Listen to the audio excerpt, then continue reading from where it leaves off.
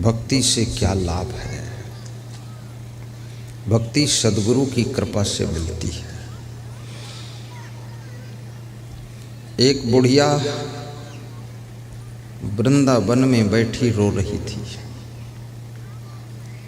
उसके 2 बच्चे बीमार कमजोर पड़े हुए थे सामने। बच्चों के हाथ को पकड़कर रोती थी। उसके बेटे बहुत कमजोर हो गए थे। उसी समय नारद जी आते हैं और उस बुढ़िया को रोते हुए देख करके पूछते हैं, हे बूढ़ी माँ, तुम क्यों रोती हो? ये दोनों पुरुष तुम्हारे कौन हैं? तो उस बुढ़िया ने कहा, मेरा नाम भक्ति है। द्रविड़ देश तमिलनाडु में मेरा जन्म हुआ था। वहाँ से मैं दक्षिण भारत क्रॉस करती हुई गुजरात पहुँची। मेरे 2 बच्चों का भी जन्म हुआ है। एक बच्चे का नाम ज्ञान है, दूसरे का नाम वैराग्य है। गुजरात में मेरी सेवा तो बहुत हुई है, लेकिन मेरे बच्चों का कोई ख्याल नहीं किया। गुजरात में भक्ति बहुत है, लेकिन ज्ञान और वैराग्य कमजोर है गुजरात में। तो मैं गुजरात छोड़ करके राजस्थान मध्य प्रदेश को क्रॉस करते हुए, दिल्ली क्रॉस करते हुए उत्तराखंड हिमाचल घूमते घूमते फिर मैं वृंदावन उत्तर प्रदेश में आकर के रुकी हूँ। वृंदावन में भी मेरा तो आदर सत्कार बहुत है, भक्ति तो बहुत है, लेकिन मेरे दोनों पुत्र ज्ञान और वैराग्य को कोई ख्याल करने वाला नहीं। वृंदावन में गली गली में राधे राधे बोला जाता है। बिहार में गली गली साहेब बंदगी बोला जाता है। कबीर साहेब की जय, मेहीदास महाराज की जय बोली जाती है। वृंदावन, अभी मथुरा वृंदावन में मेरा सत्संग लगा हुआ है। 12-13 मई को प्रवचन है वहाँ। राधा जी की नगरी के पास में है। भज गोविंदम भज राधा।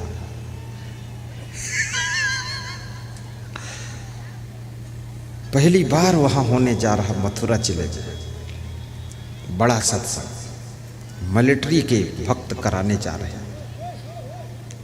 बहुत लोगों के आने की संभावना है, क्योंकि कृष्ण की जन्मभूमि भी है, राधा की नगरी है, और लोग मथुरा वृंदावन गोकुल बरसाना नंदगांव देखना भी चाहते हैं। तो एक पंथ 2 काज, आम के आम गुठलियों के दाम, सत्संग का सत्संग और मथुरा का दर्शन भी हो जाएगा। इस भाव से लोग आ रहे हैं। आपका भी आमंत्रण। उसके बाद मेरा उससे पहले सत्संग तेलंगाना में लगा हुआ है। तेलंगाना की राम सिंह महाराज, बहुत बड़ा प्रवचन होने वाला है। पहली बार तेलंगाना, आंध्रा तो जा चुका हूँ, तेलंगाना जब से बटा है ना, पहली बार वहाँ एंट्री हो रहा हूँ। भारत के 19 प्रदेशों में प्रवचन कर चुका हूँ, कर रहा हूँ, जाता ही हूँ। विदेशों में 8 देशों में मैं जा चुका हूँ और 27 देश का निमंत्रण आ चुका है। 27 देशों में और जाना है। वो 27 देशों में जाऊंगा तो बिहार फिर कब आऊँगा, इसलिए मैं अभी जा नहीं रहा हूँ। 2-4 साल और रुकूंगा। अमेरिका में भी आश्रम बनाने का इरादा है, ताकि तुमको वहाँ ले चलूँ मैं। अपना आश्रम होगा तो मैं बुलाऊंगा, मैं रिस्पॉन्सर बनूंगा। आइए अपने आश्रम में रहिए, भोजन कीजिए, प्रवचन सुनिए, अमेरिका देखिए। अमेरिका पहुंचने का किराया 90,000 का टिकट है। बर्बाद हो जाओगे टिकट में ही। भगवान बचाए अमेरिका से। अपना बिहार ही अच्छा है, क्या करेंगे जाकर वहाँ।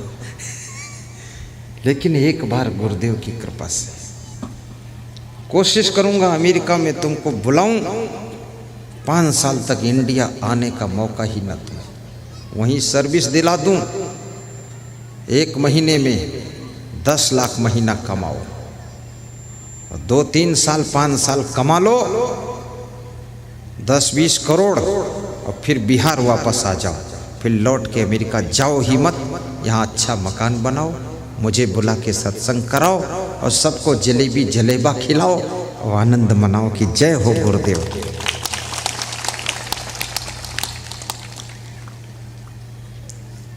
बहुत लोग खुश हुए हैं कि कब अमेरिका जाऊंगा गुरुदेव। जरूर जाओगे आप।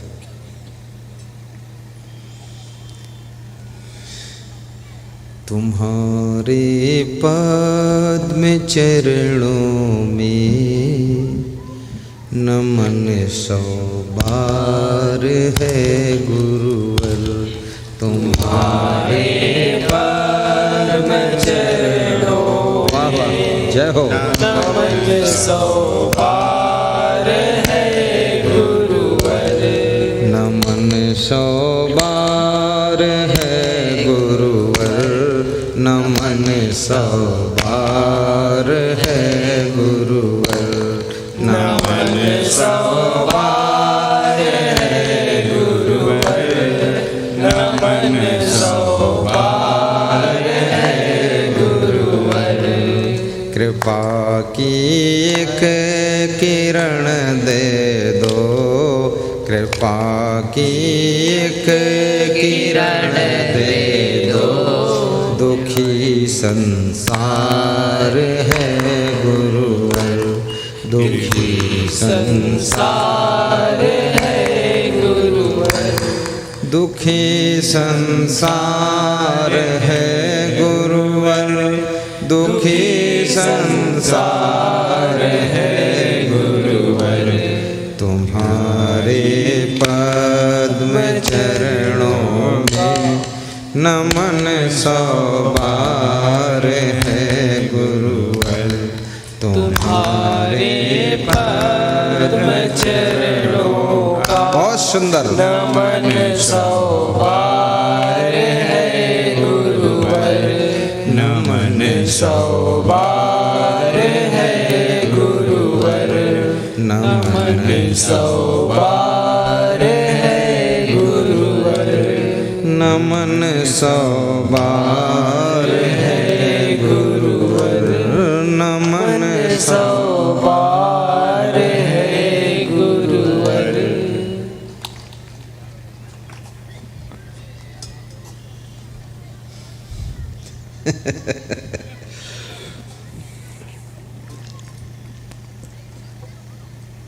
जय हो महाराज।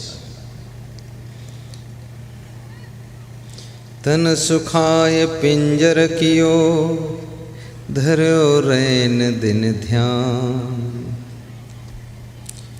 तुलसी भटकत कहाँ फिरे, कहाँ मिले भगवान।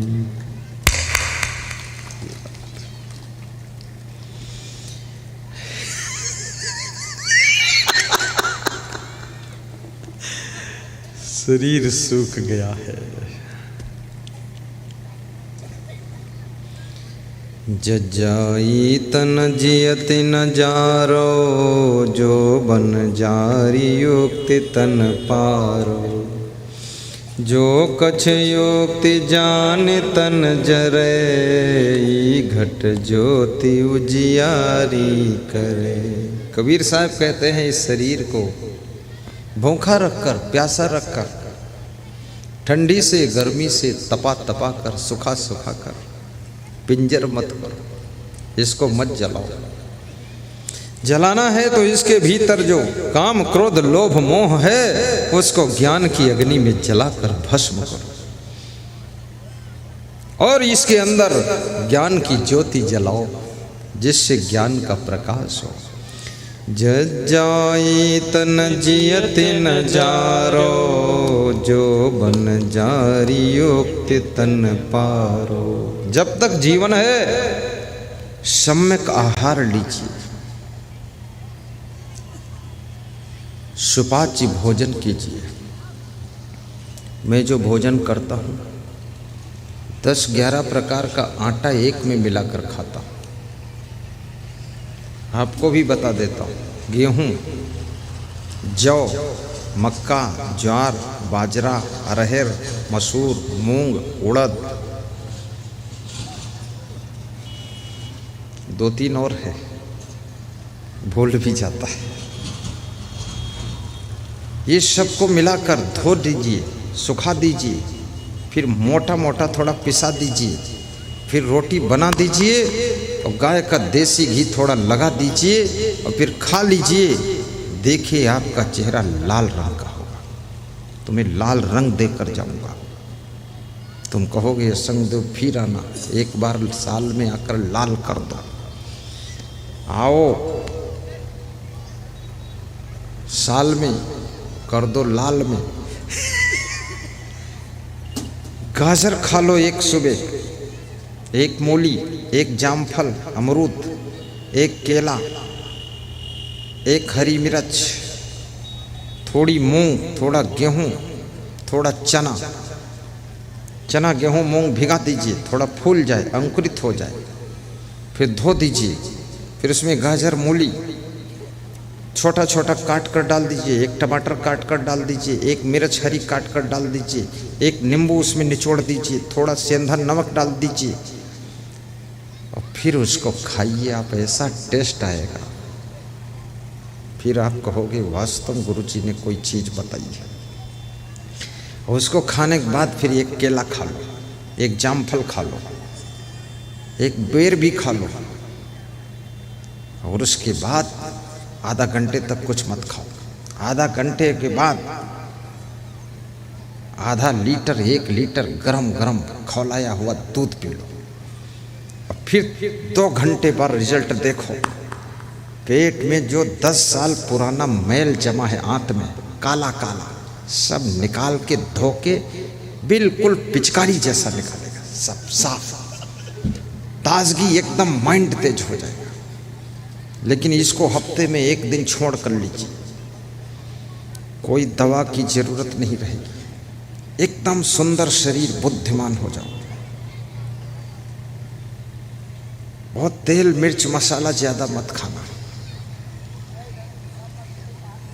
यदि 1 समोसा खाओ तो उसको हजम करने के लिए 1 केला खाओ, और 4 भजिया खाओ तो उसे हजम करने के लिए 1 केला खाओ। यहाँ पर भजिया समोसा खूब बिक रहा है, पोहा, नमकीन। इस कोने में दुकान इधर लगी है, उसका कम बिका है। यहाँ से छूटना तो पूरा दुकान खा जाओ, सब खरीद लो, दुकानदार खुश होकर जाए। थोड़ा घर भी ले जाओ। आज मुझे कोई दे गया था बना करके पेड़ा, एक और पता नहीं ठेकवा होता है, मालूम नहीं नाम, ठेकवा की फेकवा, वो दे गया तो मैं थोड़ा खाया तो बड़ा टेस्टी था, पेड़ा भी अच्छा था। फिर मैंने सोचा कि अपने चेला को खिला दूँ, तो जो माइक चलाते हैं, ये मंडप रेडी कराते, उनके लिए भेजा। पहुंच गया, वो भी माल छके थोड़ा। कोई कोई भक्त हमको सेव फल दे जाता है, अंगूर दे जाता है, और कोई कोई दक्षिणा दे जाता है, कोई कोई फूल दे जाता है, और कोई कोई कहता है दूंगा कुछ नहीं, चाहे जितना प्रवचन सुनाओ। बड़े कंजूस का बाप कंजूस हूं, तुम्हारे जैसे संत बहुत आए हैं, कौड़ी नहीं दूंगा। क्या समझ रखा तुमने? बहुत विकट कंजूस जो है ना, उसका दिल पिघलता नहीं। धक्का तो बहुत मारता हूं मैं कि थोड़ा ढकेल दूं, दान वान करे, लेकिन वो मुझे ढकेल देगा।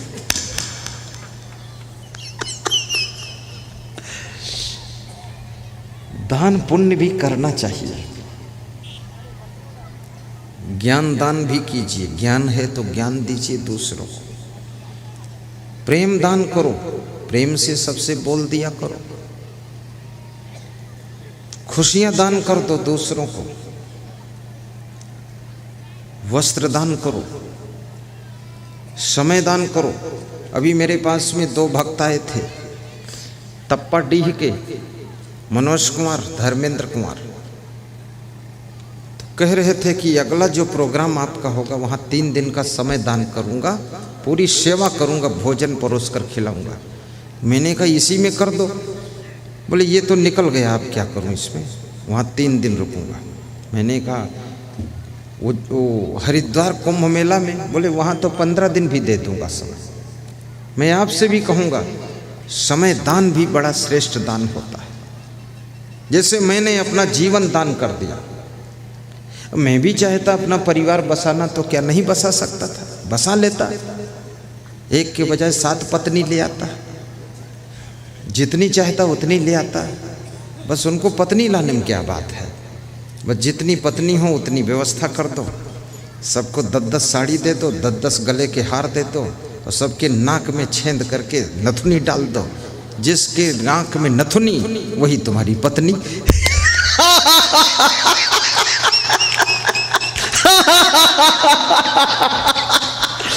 बहुत पत्नी मिल जाएगी, लेकिन क्या करोगे पत्नी?